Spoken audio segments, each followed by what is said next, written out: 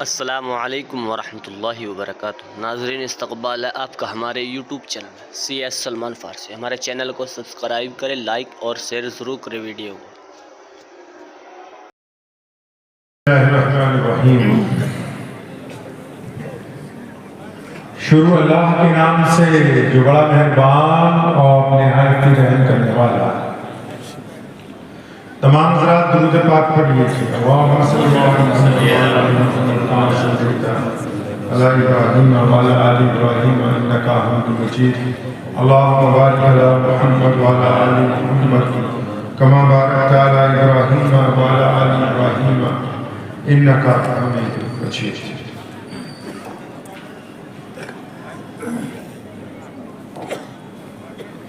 محمد کی محبت دین حق کی شرط اول ہے۔ صلی اللہ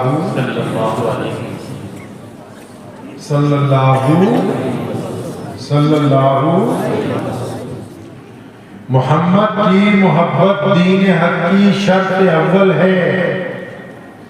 اگر اس میں ہو خامی تو سب کچھ نامکمل ہے۔ اللہ کریم کے پیارے نبی حضرت محمد رسول اللہ صلی اللہ تعالی علیہ وسلم نے مکہ المکرمہ میں ہجرت سے پہلے ایک شام کو بیت اللہ میں عثمان بن طلحہ سے کہا کہ ذرا بیت اللہ کی چابی دے دو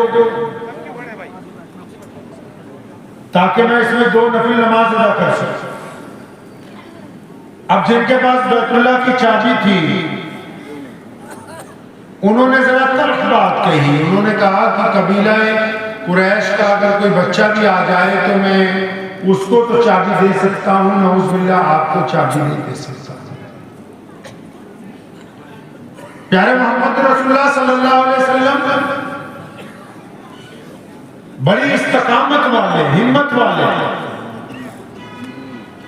یہ نہیں فرمایا کہ تیرے سے پرانی جان پہچان ہے،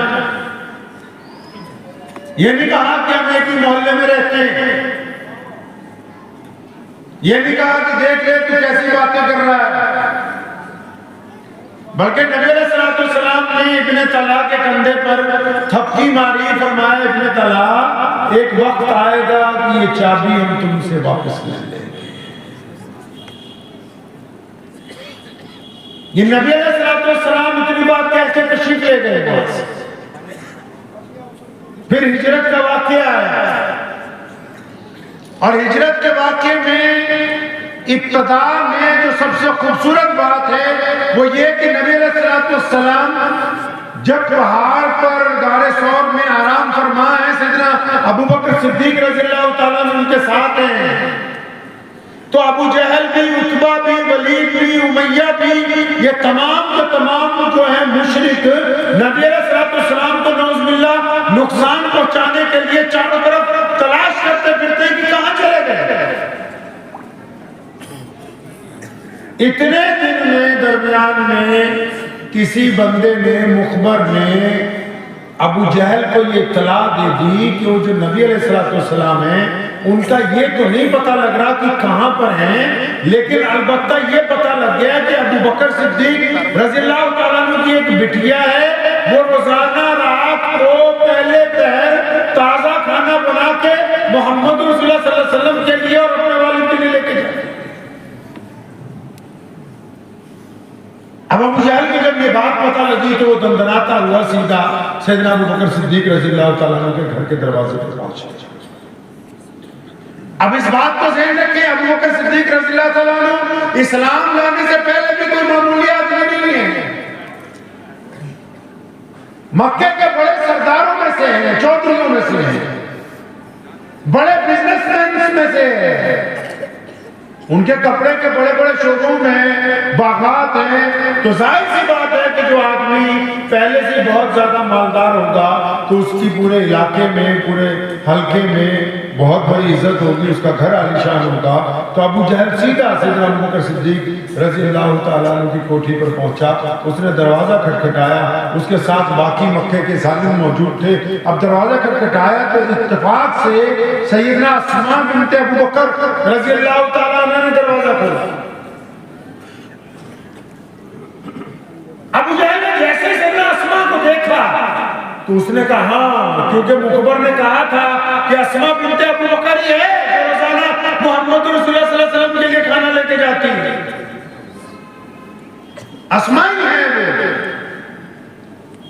تو ابو جہل نے وہیں پہ سیدنا اسماء رضی اللہ تعالیٰ عنہ پہ تشدد شروع کیا اور پوچھتا ہے مارتا ہوا کہ اسماء یہ بتا تو صحیح کہ تیرے والد اور تمہارے نبی محمد رسول اللہ کو کہاں چھپا کے رکھا ہے کہاں وہ؟ ہم اتنے دن سے تلاش کر رہے ہیں، مل نہیں رہے. تو سنیں سیدنا ابو بکر صدیق رضی اللہ تعالیٰ عنہ کی بٹیا نے کیا کہا، کیا فرمایا اسماء بنت ابو بکر نے رضی اللہ تعالیٰ عنہ؟ فرماتی ہیں میرے دل نے کہا کہ اسماء محمد رسول اللہ صلی اللہ علیہ وسلم کا کلمہ پڑھتی ہے، اور تجھے پتہ ہے میرے آقا کریم علیہ السلام نے یہ کہہ رکھا ہے کہ مسلمانوں جھوٹ نہیں بولنا، جھوٹ مت بولنا زندگی میں. اب اسماء کو جب ابو جہل نے پوچھا کون محمد رسول اللہ صلی اللہ علیہ وسلم، اسماء کہتی میرے دل نے کہا اسماء میں جھوٹ کیسے بول سکتی ہوں، مجھے تو پتا ہے محمد رسول اللہ کہاں ہے. تو سنو ابو بکر صدیق رضی اللہ تعالیٰ عنہ کی بٹیا نے کیا جواب دیا. ایمان کس کو کہتے ہیں، محبت کس کو کہتے ہیں، قربانی کیا ہوتی ہے، ایثار کس کو کہتے ہیں، جذبہ کس چیز کا نام ہے. اسماء بنت ابو بکر رضی اللہ تعالیٰ عنہ کے وہ لفظ تاریخ میں درج ہیں. کہنے لگی ابو جہل سن لے، مجھے پتا ہے کہ محمد رسول اللہ اور میرے ابا دونوں کہاں ہیں، لیکن رب کعبہ کی قسم تو جتنا مرضی ظلم کر لے تجھے بتاؤں گی.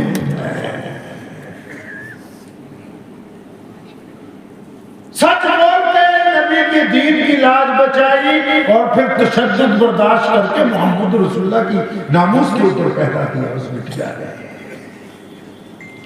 ابو جہل نے جب اتنی بات سنی سے بڑا غصہ آیا، بڑا مارا. سیدنا اسماء بنت ابو بکر رضی اللہ تعالیٰ عنہ کو پتھر پہ گر گئی. تو کان میں جو بالی تھی نا اس کی وجہ سے پورا کان پھٹ گیا، خون جاری ہو گیا شدت سے. تو ابو جہل مارنے کے بعد جب تھک گیا کہ چلا گیا وہاں سے، تو اسماء رضی اللہ تعالیٰ عنہ اٹھی، وہاں سے اندر گئی، اپنے ہی دوپٹے سے اپنا چہرہ باندھا. اور اس کے بعد یہ نہیں کہ میری پٹائی ہو گئی، میرے پر ظلم ہو گیا، میرے پہ تشدد ہو گیا. نہیں، اسماء بنت ابو بکر رضی اللہ تعالیٰ عنہ نے دوبارہ تازہ کھانا تیار کیا اور رات کے پہر دوبارہ پھر چھپتی چھپاتی محمد رسول اللہ صلی اللہ علیہ وسلم کی طرف. سیدنا ابو بکر صدیق رضی اللہ عنہ نے دیکھا نا کہ بٹیا نے تو آج عجیب طرح کپڑا باندھا ہوا، حالت بڑی خراب ہے. پوچھا بیٹا کیا بات ہے اسماء، کیا بات ہوئی؟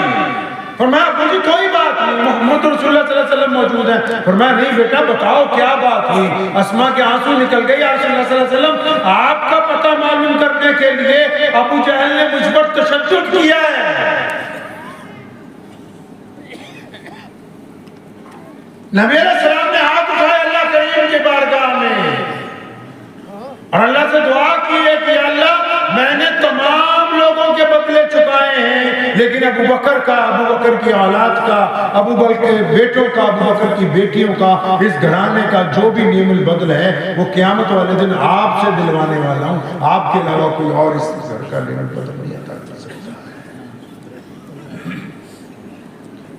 پیارے نبی علیہ السلام نے دعا کی سیدنا اسماء رضی اللہ تعالیٰ عنہ کے بارے میں. اور یہاں جب نبی علیہ السلام غار میں ابو بکر صدیق رضی اللہ تعالیٰ عنہ ساتھ میں ہیں تو نبی علیہ السلام کے آرام کرنے کا وقت ہے. تو سیدنا ابو بکر صدیق رضی اللہ تعالیٰ عنہ نے محمد رسول اللہ صلی اللہ علیہ وسلم کا سر اپنی گود میں رکھ لیا اور آپ صلی اللہ علیہ وسلم آرام فرما ہو گئے. ابو ابو بکر صدیق نے ایک سوراخ غار کا کھلا ہوا تھا، باقی سوراخوں میں اپنی چادر پھاڑ کے ڈال دی، ایک سوراخ باقی تھا، اس پہ اپنی ایڑی لگا لی۔ اب جب ایڑی لگائی، نبی علیہ السلام سو گئے تو اسی سوراخ میں سے سانپ آیا، اس نے ڈنک مارا ہے سیدنا ابو بکر صدیق رضی اللہ تعالیٰ۔ اب جب ڈنک مارا، اب ہمیں تو مکھی اور مچھر نہیں نماز پڑھنے دیتے، اب یہاں سانپ نے ڈنک مارا سیدنا ابو بکر صدیق رضی اللہ، تو پاؤں نہیں ہلا رہے، کیوں؟ کیونکہ محمد رسول اللہ صلی اللہ علیہ وسلم کو تکلیف نہ ہو، نبی علیہ السلام کو نہ تکلیف ہو۔ تو سانپ نے دوبارہ ڈنک مارا تو سیدنا ابو بکر صدیق نے پھر پاؤں نہیں ہلایا، اس نے دوبارہ ڈنک مارا تو زہر جب چڑھنے لگا جسم میں تو درد ہوتا ہے، جب اس درد کی شدت سے سیدنا ابو بکر صدیق رضی اللہ تعالیٰ عنہ کی آنکھوں سے چند آنسو کے قطرے نبی علیہ السلام کے اوپر پڑ گئے۔ اب نبی علیہ السلام کی آنکھ کھلی، انہوں نے دیکھا ابو بکر صدیق رضی اللہ عنہ کی آنکھ میں آنسو ہیں، پوچھا ابو بکر کیا ہوا؟ ابھی کوئی بات ہو جائے، ابھی کوئی بات ہو جائے تو ہم فوراً کہہ دیتے ہیں کہ اچھا یہ ہو گیا وہ ہو گیا۔ تو یہاں سنیں، یہ واقعات آپ کو اس لیے سنا رہا ہوں کہ محمد سے وفا تم نے تو ہم تیرے ہیں، یہ جہاں چیز ہے کیا لوح و قلم تیرے ہیں۔ یہ قرآن پاک میں اللہ نے فرمایا قل ان کنتم تحبون اللہ، اللہ فرماتے ہیں قرآن پاک میں تیسرے پارے میں، ارے آگے دعوے کرتے ہو ہم اللہ کو مانتے، اللہ کی عبادت کرتے، اللہ کی نماز پڑھتے، اللہ کی تسبیح کرتے۔ اللہ نے قرآن پاک میں فرمایا اچھا ساری باتیں تمہاری ٹھیک ہیں، لیکن ان میں سے اس وقت تک کوئی قبول نہیں ہوگی جب تک تم محمد الرسول اللہ کے وفادار نہیں بن جاتے۔ سیدنا ابو بکر صدیق رضی اللہ تعالیٰ عنہ کو نبی علیہ السلام نے پوچھا ابو بکر کیا ہوا کیا ہوا؟ آپ کی آنکھوں میں آنسو کیوں ہیں؟ یہ نہیں کہا یا رسول اللہ کچھ کاٹ گیا، پیر میں درد ہے، سانپ میں ڈٹ گیا، نہیں لفظ سنیے سیدنا ابو بکر صدیق رضی اللہ تعالیٰ عنہ کے، فرماتے ہیں یا رسول اللہ صلی اللہ علیہ وسلم میرے ماں باپ آپ پر قربان ہو جائیں، یا رسول اللہ صلی اللہ علیہ وسلم میری اولاد آپ پر قربان، یا رسول اللہ صلی اللہ علیہ وسلم میرا مال آپ پر قربان، یا رسول اللہ ابو بکر کی جان آپ پر قربان ہو جائے، لگتا ہے کہ کسی جانور نے میرے پاؤں کے اندر تکلیف پہنچائی ہے۔ اپنی تکلیف بتانے کے لیے بھی پہلے کیا کر رہے ہیں؟ محبت اور وفاداری کا اظہار وہ کر رہا ہے جسے ضرورت نہیں ہے۔ جنگ بدر کے موقع پر نبی علیہ السلام نے کہا لاؤ اپنا اپنا مال لے کے آؤ، سب لوگ لے کے آئے، ابو بکر صدیق گھر سے چلے، سیدنا عمر رضی اللہ عنہ سوچتے میں نے سوچا کہ آج ابو بکر رضی اللہ عنہ سے آگے بڑھنا ہے، جتنے جانور تھے آدھے کیے، سارا سامان آدھا کیا، جائیداد آدھی کی، جواہرات آدھے کیے، سونا آدھا کیا، مویشی آدھے کیے، مال دولت آدھی کی، ساری نبی علیہ السلام کے پاس۔ اللہ نے پوچھا عمر کیا لائے؟ فرمایا یا رسول اللہ آدھا مال، تھے بھی مالدار نا، یا رسول اللہ جتنا تھا آدھا آپ کے لیے اللہ کے راستے میں، آدھا گھر والوں کے لیے۔ ادھر سے ابو بکر آئے، ابو بکر نے ٹاٹ کے کپڑے پہنے ہوئے، ٹاٹ کے کپڑے پہنے ہوئے، اور ادھر اسی دوران جبریل بھی آگے محمد رسول اللہ صلی اللہ علیہ وسلم نے دیکھا اور جبریل نے بھی ٹاٹ پہن رکھا ہے۔ حیرانی سے پوچھا جبریل یہ آپ نے کیسے کپڑے پہنے؟ فرمایا اپنے دوست کو تو دیکھو، تو میری بات کرتے ہو کہتا آپ پورے ملائکہ نے تمام عرشوں کے اوپر کاٹ کے کپڑے پہنے ہوئے، ہوا کیا؟ فرمایا اپنے دوست کو تو دیکھو۔ جب ابو بکر صدیق رضی اللہ تعالیٰ نے پہنچے، ٹاٹ کے کپڑے پہن رکھے ہیں، محمد رسول اللہ صلی اللہ علیہ وسلم نے پوچھا ابو بکر کیا لے کے آئے ہو؟ سیدنا ابو بکر صدیق رضی اللہ تعالیٰ نے فرمایا یا رسول اللہ صلی اللہ علیہ وسلم جتنا مال تھا، جتنی دولت تھی، جتنے مویشی تھے، جتنے بستر تھے، جتنا کھانے پینے کا سامان تھا، جتنا اناج تھا، جتنے تیل تھے، جتنا شہد تھا، جو غلام تھے، جتنی سواریاں تھی، پیارے پیغمبر علیہ السلام حتیٰ کی تن کے کپڑے بھی اتار کے اس مال غنیمت کے لیے آپ کی حضور پیش کر دیے جو آپ نے مانگا ہے۔ محمد رسول اللہ نے کہا ابو بکر میرے رب نے تجھے سلام بھیجا اور یہ پوچھا ہے اللہ تبارک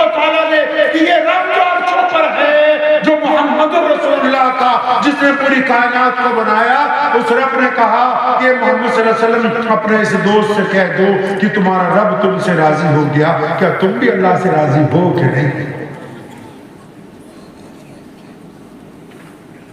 پیارے نبی علیہ السلام ابو بکر صدیق رضی اللہ تعالیٰ عنہ کے ساتھ ہیں غار کے اندر، اللہ کریم کی بات سنیں، اللہ کریم کیا کہتے ہیں، نبی علیہ السلام کی زندگی کو سمجھے، اسلام کو سمجھے۔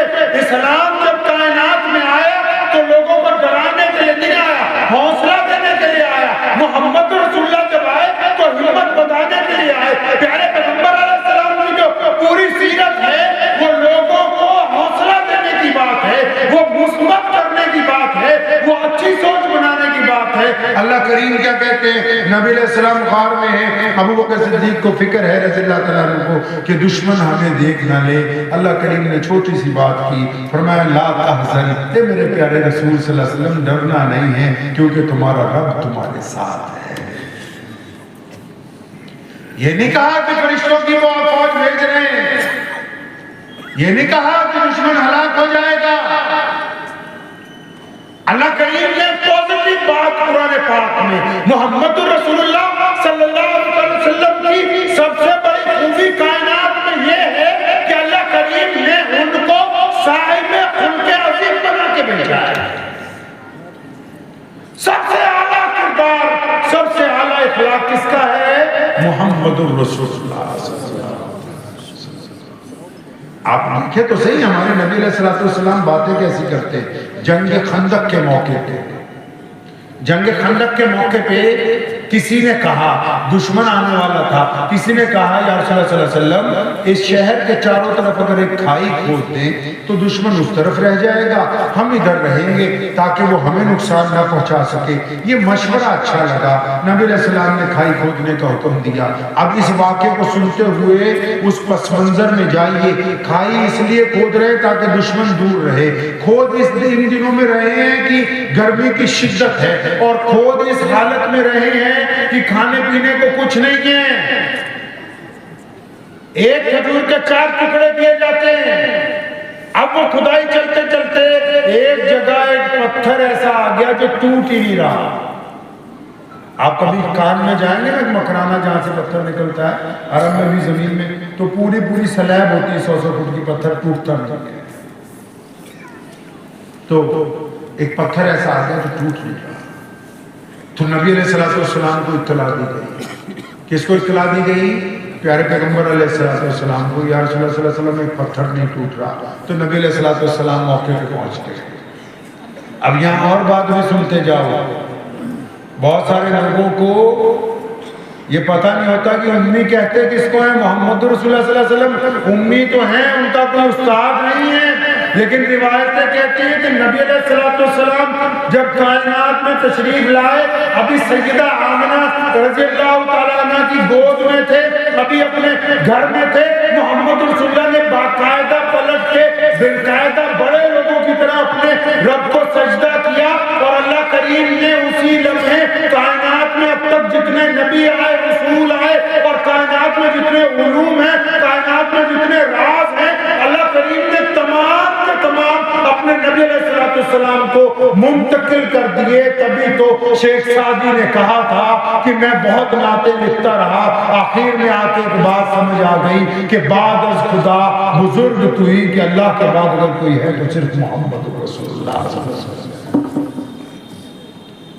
اللہ کے بعد کوئی ہے تو محمد رسول اللہ صلی اللہ علیہ وسلم۔ اب نبی علیہ السلام ایک جنتی آدمی میں 70 دنیا کے آدمیوں کی طاقت، ایک نبی میں 70 جنتیوں کی طاقت، اور یہ تو محمد رسول اللہ ہیں، امام الانبیاء ہیں۔ اب جب گھن پکڑا ہاتھ میں نبی علیہ السلام نے، وہ پتھر کی سلیب کے اوپر جب نبی علیہ السلام نے وہ گھن مارا تو اس میں پوری دائیں سے لے کے بائیں تک ایک درار ہو گئی۔ سنیں ہمارے نبی علیہ السلام کیسے باتیں کرتے تھے۔ پیارے پیغمبر علیہ السلام نے صحابہ کو یہ نہیں کہا کہ لو جی پتھر ٹوٹ گیا ہے، یہ نہیں کہا کہ جلدی سے نکالو دشمن آنے والا ہے، یہ نہیں کہا تم نے دیر سے بتایا۔ سنو، نبی علیہ السلام دھوپ ہے، گرمی ہے، پیاس ہے، شدت ہے، پریشانی ہے، دشمن کے آنے کا خطرہ ہے، لیکن کیا کر رہے؟ جب پہلا گھن مارا، جب اس میں ایک درار پیدا ہوئی، صحابہ کو فرمایا کہ میرے رب نے فارس کی چابیاں مجھے عطا فرما دی۔ مثبت گفتگو دیکھیے، دکھ میں پریشانی میں کیا کر رہے ہیں؟ خوشخبری سنا رہے ہیں۔ دوسرا پتھر مارا، اس کے 2 ٹکڑے ہو گئے، دوسرا گھن مارا جب، تو نبی علیہ السلام نے فرمایا اللہ نے کیسر و کسرا کی چابیاں بھی مجھے عطا فرما دی۔ مطلب یہ واقعہ آپ کو سنانے کا کہ پیارے پیغمبر علیہ السلام پریشانی کے وقت بھی، جب کوئی آزمائش کا وقت آتا تھا تو اس وقت بھی نبی علیہ السلام پازیٹیو بات کرتے تھے، مثبت بات کرتے تھے، منفی بات کبھی بھی نبی علیہ السلام نے نہیں کی۔ ہم لوگ کیسے بات کرتے تھے؟ ہم تو اگر ہمارے گھر میں یا رشتہ داری میں یا جان پہچان میں کوئی بندہ بیمار ہو جائے، کوئی بڑی بیماری اس کو لگ جائے، ہم ملنے کے لیے جائیں گے، اوہ چچا تم تو بہت کمزور لگ رہے ہو، کس ڈاکٹر سے دوائی دی؟ اچھا چچا تو ڈاکٹر بالکل بیکار ہے۔ کوئی اور آئے گا، اچھا تمہیں یہ تکلیف ہے، میرے ماموں بھی اسی تکلیف سے مر گئے۔ یہ اس نبی علیہ السلام کی امت بات کر رہی ہے جو کہ مرتے ہوئے کو حوصلہ دے دیتے ہیں، جو ستروں کی بات سنتے ہیں، جو مایوسوں کو نئی زندگی عطا کرتے ہیں، جو کمتر لوگوں کو اٹھا کے برابری کا درجہ عطا فرماتے ہیں، جو پریشانی میں، دکھ میں، تکلیفوں میں نبی علیہ السلام مکہ مکرمہ سے مدینے کی طرف چلے اور مشرکین مکہ نے کہا 100 اونٹ دیں گے اگر کوئی نعوذ باللہ محمد رسول اللہ صلی اللہ علیہ وسلم کو پکڑ کے لے کے آئے۔ تو سراقہ ایک تھا بہت تیز ترار آدمی، وہ اپنا گھوڑا لے کے دوڑا نبی علیہ السلام کے پیچھے، اس نے آ کے ڈھونڈ لیا محمد رسول اللہ صلی اللہ علیہ وسلم کو، لیکن جب قریب گیا تو اس کے گھوڑے کے پاؤں ریت میں دھس گئے۔ محمد رسول اللہ صلی اللہ علیہ وسلم سے معافی مانگی، پھر واپس نکلے، پھر دوبارہ یہی حرکت، پھر دھس گئے، پھر دوبارہ حرکت۔ سنو میرے نبی علیہ السلام نے کیا کہا؟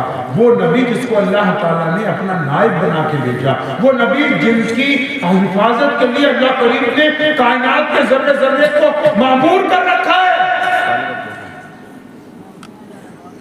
کیا کہتے ہیں نبی علیہ السلام؟ وہ کہتے تو گھوڑے سمیت زمین میں دفن ہو جاتا، وہ چاہتے تو طائف کے پہاڑوں کو آپس میں ملا دیتے، لیکن کیا کہا سراقہ کو؟ اور فرمایا سراقہ وہ تو یار ہمارے پیچھے بھاگ رہا ہے، ہم تو تیرے ہاتھوں میں کسرا کے کنگن، کسرا اس وقت کا سپریم سب سے بڑا بادشاہ تھا عراق کا، ہم تو تیرے ہاتھوں میں بڑے بڑے کنگن پہنتا تھا، کونیوں تک سونے کے جواہرات کے، بڑا مشہور تھا۔ تو کہا اللہ کے رسول علیہ السلام نے فرمایا سراقہ ہم تو تیرے ہاتھ میں کسرا سے کنگن دیکھتے ہیں اور تو یہ کیسی حرکتیں کر رہا ہے؟ فوراً توبہ کی، نبی علیہ السلام کے پاس آیا، کلمہ پڑھا۔ اب سنیں، سراقہ نے ساری زندگی رضی اللہ تعالیٰ عنہ نے نبی علیہ السلام کی اطاعت میں گزاری۔ آپ علیہ السلام پردہ فرما گئے، ابو بکر صدیق رضی اللہ عنہ کا دور آیا، ان کی خلافت میں ابو بکر صدیق کے ساتھ رہے، ان کا انتقال ہوا، سیدنا عمر بن خطاب رضی اللہ عنہ خلیفہ بنے۔ سراقہ کی عمر 90 سال ہو گئی، بڑی مشکل سے اٹھتا ہے چارپائی سے، بڑی مشکل سے بیٹھتے ہیں، تو پوتے کئی بار کہتے ہیں مذاق میں کہ دادا پتہ نہیں کب موت آ جائے، دادا پتہ نہیں کب آ جائے موت۔ تو یہ سراقہ کیا کہتے ہیں تو رضی اللہ تعالیٰ عنہ وہ فرمایا نہیں، جب تک تک نہیں آتا تب تک موت نہیں آ سکتی ہے، کیونکہ محمد رسول اللہ نے کہا تھا نا کہ سراقہ ایک وقت آئے گا، اور ادھر خالد بن ولید پہنچ گئے کسرا کے تخت کے اوپر، حاصل کر لیا تخت، وہ بھی نبی علیہ السلام کے تربیت یافتہ ہیں۔ جب مال غنیمت اکٹھا کیا فرمایا ہوئے کسرا کے کنگن لاؤ، امیر المومنین کو بھیجو۔ میرے نبی علیہ السلام نے کہا تھا کہ یہ سراقہ کو پڑھائے۔ سیدنا عمر رضی اللہ عنہ کے دور میں مسجد نبی میں وہ کنگن آئے، آپ رضی اللہ عنہ نے ان کو سراقہ کے جو پوتے تھے ان کو بلایا، فرمایا اپنے دادا کو بلا کے لاؤ۔ کہنے لگے دادا تو آج کل بہت حالت خراب ہے، وہ تو جلدی بستر پہ نہیں اٹھتے۔ فرمایا بس کان میں جا کے اتنا کہنا کہ کنگن آ گئے ہیں، اتنا کہتے نا بس جا کے۔ یہ محمد رسول اللہ صلی اللہ تعالیٰ علیہ وسلم ہے جو اختیاری ہونے کے باوجود نبی علیہ السلام کا جو فاقہ ہے، نبی علیہ السلام کی جو مکی زندگی ہے، کسی کی جرت نہیں کہ نبی علیہ السلام کے خلاف کچھ کر سکے. محمد رسول اللہ نے اختیار کیا ان حالات کو تاکہ امت کو یہ بتایا جا سکے, یہ سمجھایا جا سکے کہ غریبوں کی مدد کیسے ہوگی, پریشانی میں گزارا کیسے ہوگا, دکھ درد میں ایک دوسرے کا ساتھ کیسے دیا جائے گا. عثمان بن طلحہ کو کہا نا چابی دے, کہتا چابی نہیں دوں گا. نبی علیہ السلام نے منت نہیں کی, کندھے پہ ہاتھ میں تھپکی ماری, فرمایا ہمیں ایک وقت آئے گا چابی لیں گے. اور 10 سال بعد نبی علیہ السلام بطور فاتح بیت اللہ میں داخل ہوئے اور وہ وقت آ گیا, وہ وقت آ گیا جب عثمان بن طلحہ کو پتہ لگ گیا گھر پہ کہ آج تو مکہ فتح ہو گیا, پیغام بھی پہنچ گیا, آؤ بھائی چابی لے کے آؤ. کانپتے کانپتے پہنچے. دل میں کیا سوچتے ہیں کہ دیکھو جب کبھی کوئی آتا ہے نیا حکمران تو ظلم کر دیتا ہے, تشدد کر دیتا ہے. میں نے تو نعوذ باللہ چابی دینے سے منع کیا تھا, آج میرے ساتھ پتہ نہیں کیا ہوگا, آج میرا کیا بنے گا. تو چھڑا کر تو سیدنا عثمان بن طلحہ رضی اللہ تعالیٰ عنہ یہ سوچتے سوچتے آ رہے ہیں, یہ سوچتے سوچتے آ رہے ہیں. نبی علیہ السلام کے پاس پہنچے, فرمایا چابی لے آؤ. اب چابی لے لی گئی ان سے, بیت اللہ کو کھولا گیا, پاک کرنے کے بعد نماز پڑھی گئی. لیکن جب واپس چابی تالا لگایا تو نبی علیہ السلام نے عثمان بن طلحہ کو کہا ادھر آؤ, اب یہ کام کو ہے کہ پتہ نہیں کیا ہونے والا ہے. عثمان بن طلحہ نے کہا, عثمان بن طلحہ کو نبی علیہ السلام نے کہا یہ چابی پکڑو, اب قیامت تک تمہاری نسل میں باقی رہنے والی ہے. سیدنا عثمان بن طلحہ رضی اللہ تعالیٰ عنہ کہتے ہیں وہ چابی میری طرف نہیں آئی, کلمہ لا الہ الا اللہ محمد رسول اللہ کی دولت میری طرف آئی ہے. فرمایا اتنا قریب نبی کہ اختیار ہونے کے باوجود محمد رسول اللہ صلی اللہ تعالیٰ علیہ وسلم معاف کرتے ہیں, محمد رسول اللہ صلی اللہ علیہ وسلم درگزر کرتے ہیں, اختیار ہونے کے باوجود آپ علیہ السلام. اور ادھر کیا ہوا, جب چابی دے دی عثمان بن طلحہ رضی اللہ تعالیٰ عنہ کو, توجہ ادھر رکھیں, ان کو ادھر دیکھو, میری طرف سفر کر کے ہم آیا, عادتیں بدلو تھوڑی تھوڑی, ایمان والی بات, ہر ایک ذرا سا کچھ ہو جائے تو ادھر ہی دیکھنے لگے.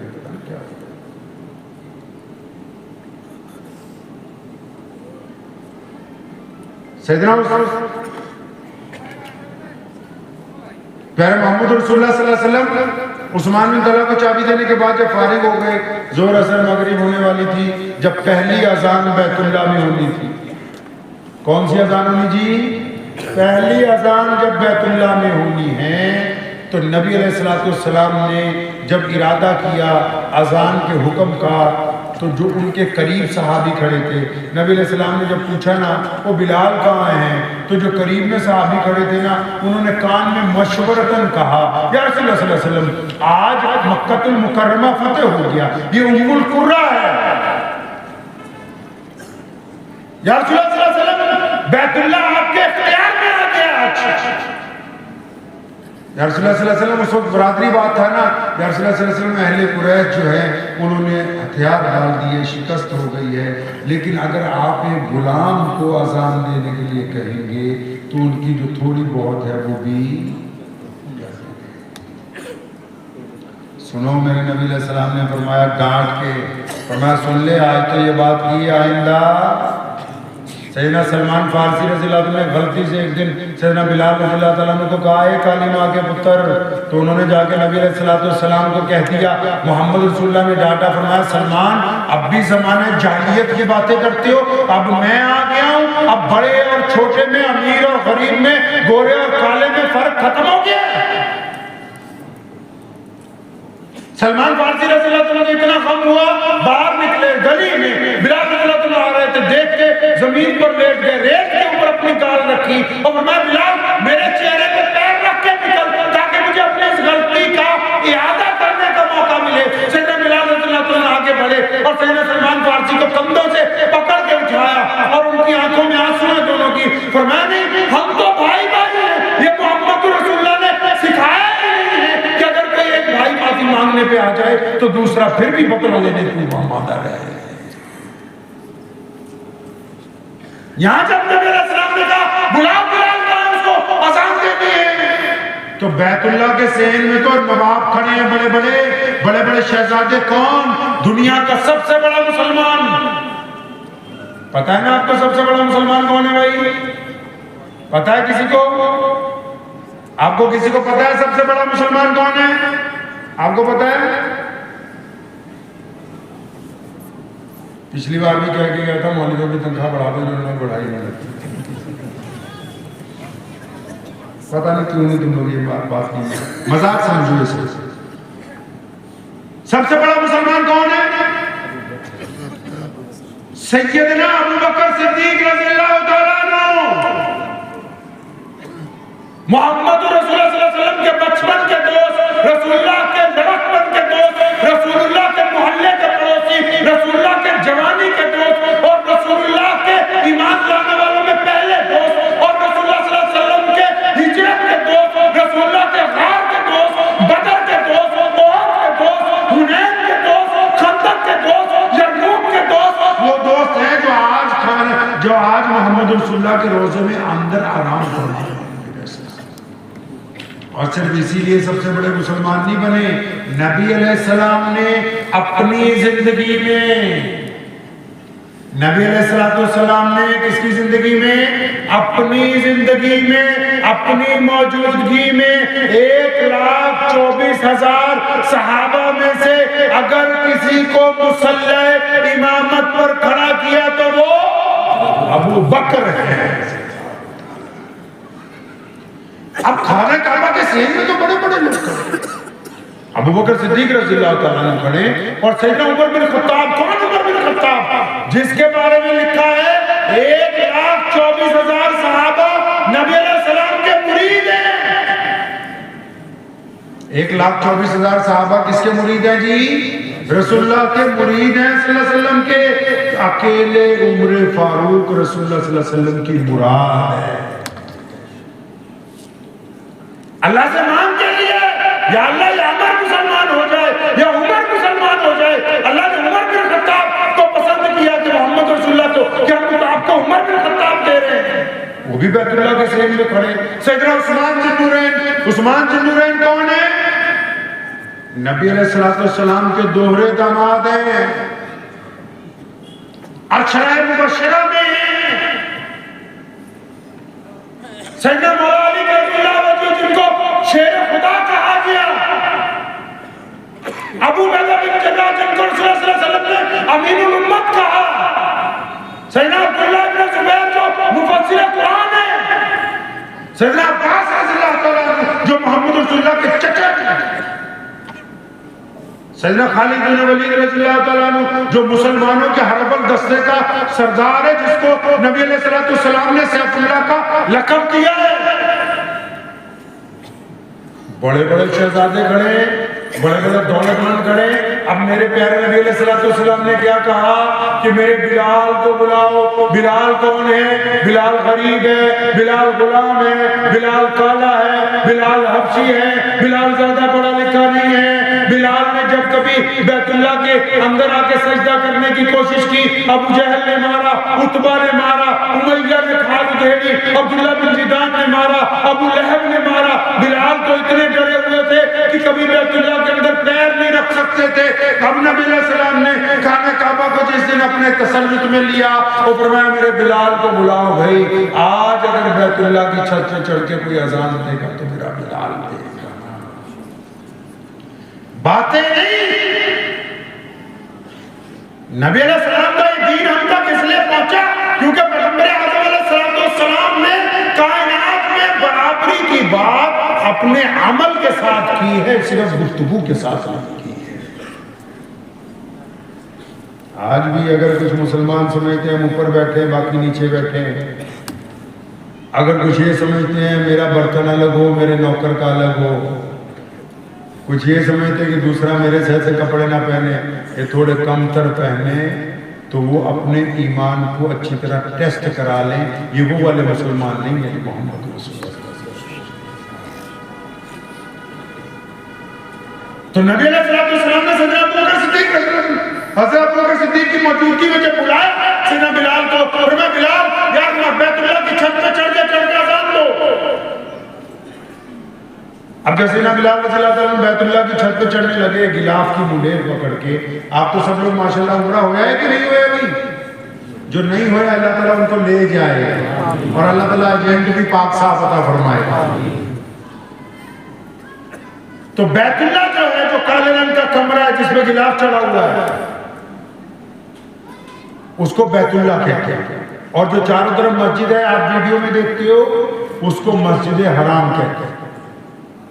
یہ بھی اس لیے سمجھا رہا ہوں تاکہ یہ قصہ جب آپ سنیں گے آپ کو اس کی لذت محسوس ہو کہ نبی علیہ السلام کے دور میں ہوا کیا تھا.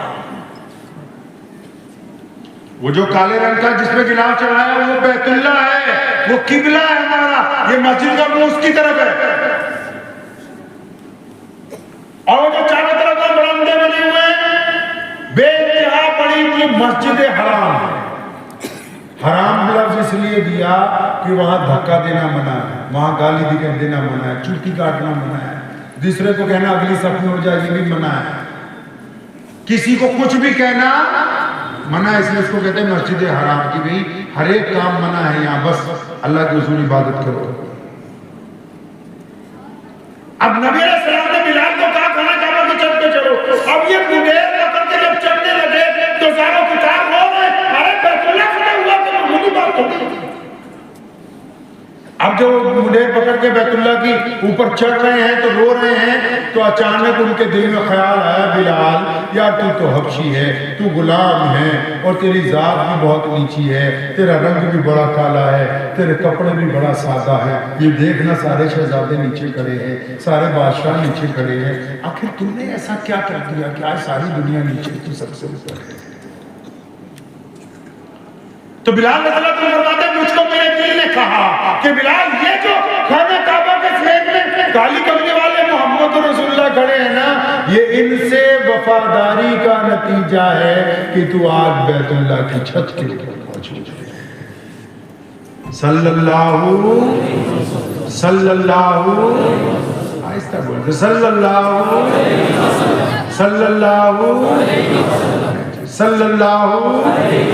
آواز ہی نہیں آ رہی. صلی اللہ پیچھے والے بھی نہیں بولتے صلی اللہ.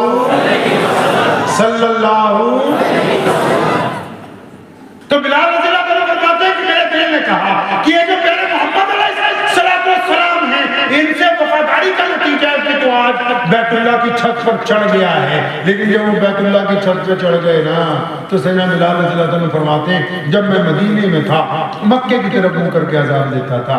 اب مکے میں جب ہم جاتے ہیں ہم بیت اللہ کی طرف منہ کر کے نماز پڑھتے ہیں. جس دروازے سے جاتے ہیں سامنے جو بیت اللہ کا حصہ نظر آتا ہے وہی ہمارا قبلہ ہے.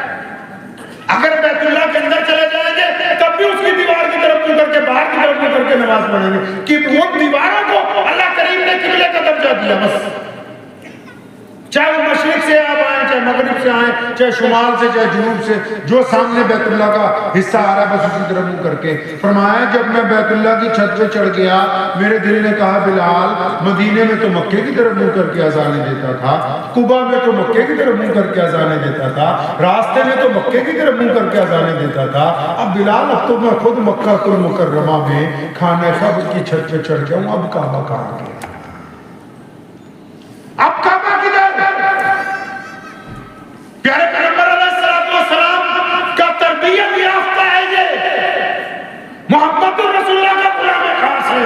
فرماتے میں نے دیر نہیں لگائی، فرمایا ایک انگلی اپنے کان میں لگائی اور اپنا چہرہ اور شہادت والی انگلی خانہ کعبہ کے صحن میں جس طرف پیارے محمد صلی اللہ علیہ وسلم کھڑے تھے اس طرف منہ کر کے بلال اذان دینے لگا تاکہ قیامت تک کے مسلمانوں کو یہ بتا دے کہ کعبے کا اگر کوئی کعبہ ہے تو وہ محمد الرسول اللہ صلی اللہ علیہ وسلم. کیوں؟ کیونکہ رسول اللہ نے ہمیں بتایا کہ یہ کعبہ ہے. کعبے کی سند محمد رسول اللہ ہے، قرآن کی سند محمد رسول اللہ ہے، مسجد کی سند محمد رسول اللہ ہے. اور پھر سنو کیا کمال کی بات ہوئی. میرے رب کریم نے اپنا رنگ دکھایا. سیدنا محمد رسول اللہ صلی اللہ علیہ وسلم کے دل میں بات آئی. ادھر بلال اذان دے رہا, اللہ اکبر اللہ اکبر, کعبے کی چھت پہ منہ محمد رسول اللہ کی طرف, ادھر محمد رسول اللہ کے دل میں بات آئی کہ جب تک اذان ہوتی ہے میں طواف کر لوں. اب رسول اللہ طواف کرنے کے لیے چل پڑے. اب بلال کا کعبہ جب چل پڑا تو بلال اذان بھی دیتا ہے, گھومتا بھی جاتا ہے, تاکہ قیامت تک کے مسلمانوں کو بتا دے جتنے مرضی نبی نئے بنتے رہیں, جتنے مرضی جھوٹے آتے رہیں, تم نے جانا اسی طرف ہے جس طرف محمد رسول اللہ ہے. جانا ادھر ہی ہے جس طرف محمد علیہ السلام ہے. کرنا وہی ہے جو نبی علیہ السلام نے کیا ہے. اذان ہو گئی, نماز ہو گئی, قیدی لائے گئے. نبی علیہ السلام نے معافی نامے جاری کر دیے. سنو, جب شام ہو گئی تو اس وقت مکے کے موجودہ گورنر, مکہ المکرمہ کے اس وقت کے موجودہ سربراہ, اس وقت کی حکومت کو چلانے والا بندہ سیدنا ابو سفیان رضی اللہ تعالیٰ عنہ جو اسی دن مسلمان ہوئے, اب انہوں نے نبی علیہ السلام کو جا کے ریکویسٹ کی, درخواست کی کہ یا رسول اللہ صلی اللہ علیہ وسلم ہماری کوٹھی پہ تشریف لے چلیے, بہترین کھانا دیا ہے. ادھر مکہ المکرمہ میں ایک گھر ہے ٹوٹا پھوٹا سا, اس پہ کھجور کی چھت ہے, کھجور کی دیواریں ہیں, کھجور کی چٹائی ہے. اس گھر میں ایک عورت ہے جو اب کچھ ضعیف ہو گئی ہے, اس کا نام ام ہانی ہے رضی اللہ تعالی عنہا. وہ اپنے بچوں کے ساتھ بیٹھی باتیں کر رہی ہے اور بچے اس کو کہہ رہے ہیں, چھوٹا بیٹا اس کو کہتا ہے بار بار, اماں جی آپ پچھلے 10 سال سے ہمیں کہتی ہو کہ یہ جو محمد علیہ السلام ہیں یہ آپ کے بھائی ہیں, آپ تو روزانہ ان کے قصے سناتی ہو. آج تو ہم نے سنا بازاروں میں آپ کے بھائی جو ہیں وہ مکہ المکرمہ کو فتح کر چکے ہیں. اماں جی کے ماموں ہمارے گھر بھی آئیں گے. نبی علیہ السلام چچا کے بیٹے ہیں ام ہانی کے رضی اللہ تعالیٰ عنہ کے, اور ام ہانی کے میاں نے اس کو اس لیے طلاق دی 10 سال پہلے کہ تو رسول اللہ صلی اللہ علیہ وسلم کا کلمہ پڑھتی.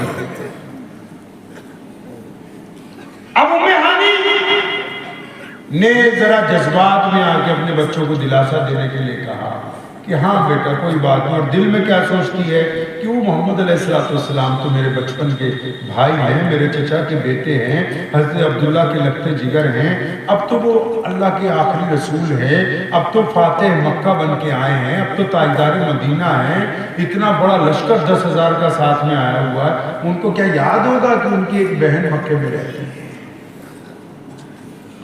ابھی یہ سوچ رہی ہے, دروازے پہ دستخط ہوئی تو ادھر سے انہوں نے زور سے ذرا پوچھا کون ہے بھائی دروازے پر, تو ادھر سے آواز آئی کہ ہانی دروازہ کھولو, میں تمہارا بھائی محمد رسول اللہ. یعنی ہمارے نبی علیہ السلام نے سکھایا پوری دنیا کے لوگوں کو کہ جس دن کوئی فتح حاصل کرو گے, جس دن کوئی اور اب تمہارے پاس بڑی چیز آ جائے گی تو پھر ان کے پاس پہلے جانا جو اس وقت تمہارے ساتھ تھے, جب تمہارے ساتھ تھا کوئی. اور نبی علیہ السلام نے کیا کیا, اس کا کیا کیا پیغمبر علیہ السلام نے اس کا, نبی علیہ السلام نے ام ہانی کے گھر پہنچے, اطمینان سے بیٹھ کے کبھی اپنے مولویوں سے سیرت النبی کی کتابیں پڑھوانا. میرے نبی علیہ السلام نے فاقے تو کیے ہیں لیکن کبھی باسی روٹی نہیں کھائی. فاقے کیے 1 دن کا, 2 دن کا, 3 دن کا, 4 دن کا, 5 دن کا, لیکن کبھی باسی کھانا. یہ پہلا موقع ہے ام ہانی کے گھر پہنچے رضی اللہ تعالیٰ عنہ کے, رات کا پہلا پہر ہے, عشاء کے بعد. پوچھا ہانی کچھ کھانے کے لیے ہے؟ ہانی بڑی پریشان ہے, یا رسول اللہ صلی اللہ علیہ وسلم کھانے کے لیے تو کچھ نہیں. فرمایا کچھ ہوگا دیکھو. تو ہانی نے دیکھا ایک تاق میں سوکھی سی روٹی ہے. فرمایا یا رسول اللہ ایک سوکھی باسی روٹی ہے. اس روٹی کو پانی سے دھویا گیا, سرکے میں ڈبو کے نبی علیہ السلام کے سامنے پیش کیا گیا. تو پیارے علیہ السلام نے وہ باسی روٹی اس دن تناول فرمائی. جانے کے تو جا سکتے تھے کسی بڑے آدمی کے گھر. آج کل تو مولوی بھی ہمارے جیسے کوئی آئے تو کہتے ہیں کوئی بڑھیا کوٹھی میں انتظام ہو جائے, یہ نہ کسی غریب مسلمان کے گھر پہ کھانا کھلا دیا, کوئی بڑھیا انتظام ہو. اگر کھیر بھی آج کل پیر صاحب کے سامنے بعد میں پہنچے، حضرت جی کے سامنے کھیر بعد میں پہنچے اور سونا طریقے سے دائیں طرف سے دینی شروع کرتے جب تک تو حضرت جی کا بلڈ پریشر ہائی ہو جائے. دین ہمارے پاس ہے کہاں؟ ہم تو کھیل تماشا کر رہے ہیں اسلام کے نام پہ. ہمیں پتہ ہی نہیں کہ محمد رسول اللہ صلی اللہ علیہ وسلم نے کیا سماجی قدریں قیمتیں قائم کر کے عالم کا، پورے عالم کا، پوری دنیا کا اسلام آج سب سے بڑا مذہب ہے. یہ ایسے نہیں بنا. محمد رسول اللہ صلی اللہ علیہ وسلم نے اعلیٰ روایات قائم کی ہیں، اعلیٰ روایات. سنو پیارے نبی علیہ الصلوۃ والسلام نے کیا فرمایا. بات میری سمجھ آ رہی ہے آپ سب کو بھائی؟ کہیں کہو کہ کوئی فتویٰ نہیں دیا ابھی تک. ہاں سمجھ آ رہی ہے اطمینان سے؟ نبی علیہ الصلوۃ والسلام نے اس رات سیدنا ام ہانی رضی اللہ تعالیٰ عنہ نے بسترا لگا دیا اور عرض کیا رسول اللہ صلی اللہ علیہ وسلم آپ کے لیے ایک بستر تیار ہے، آپ آرام فرما ہو. تو نبی علیہ السلام نے بڑی خوبصورت بات کہی. فرمایا ہانی آج سنا دیجیے. اچھا جو آپ بھی چلا لگا کے آئے یا حج کر کے آئے یا مولوی بن کے آئے یا کوئی سنی مسلمان ہو بہت زیادہ اللہ والوں کے پاس جاتا ہو وہاں سے آئے. ساڑھے پنجابی جی نا کہاوت مشہور ہے، ولی ارمان پنجابی میں کہاوت مشہور ہے. وہ کہنے بندہ جدو حج کر کے آتا ہے وہ کہنے باقی پیڑ کا کافر ہے میں کلے مسلمان.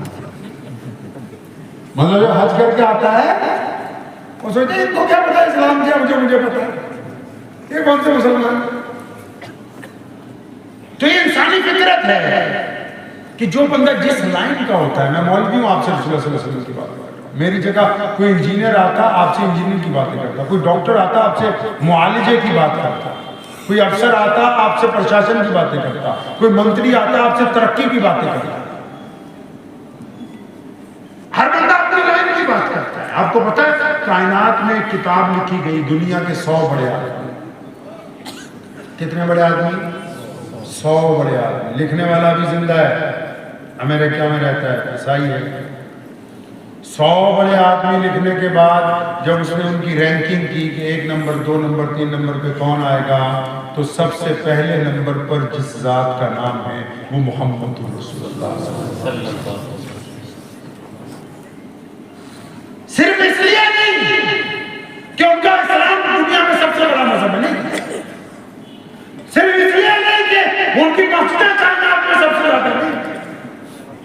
وہ لکھنے والے نے وجہ لکھی، کہنے لگا میں نے زندگی کے جس تار کو چھیڑا، جس شعبے کو چھیڑا، گھریلو معاملات کو چھیڑا، کاروبار کو چھیڑا، معالجے کو چھیڑا، کھیتیوں کو چھیڑا، پانی کو چھیڑا، سمندروں کی بات کی، آسمانوں کی بات کی، چاند سورج کی گردش کی بات کی، کہنا گھریلو معاملات کی بات کی، بھائی بہنوں کے رشتے کی بات کی، ماں بیٹے کی بات کی ہے، جب میاں بیوی کی بات کی ہے، جب دو دوستوں کے ذکر کا بات آئی، جب باپ اور بیٹی کے رشتے کی سامنے آیا، جب باپ اور بیٹے کے تعلق کی وہ سامنے بات آئی، تو کہنے لگا جب غلاموں سے ان کے امیر کی بات آئی، جب عورتوں اور مردوں کی بات آئی، جب بیوہ اور یتیموں کی بات آئی، جب پگلوں اور سگروں کی مدد کرنے کی بات آئی، جب قیدیوں کی بات آئی، جب میدان جنگ کی بات آئی، جب زخمیوں کی بات آئی، کہنے لگا زندگی کی جس بھی تار کو چھیڑا ہے نا، اس میں اگر کوئی سب سے کامل انسان کائنات میں آگے چلتا ہوا نظر آیا تو محمد رسول اللہ صلی اللہ علیہ وسلم.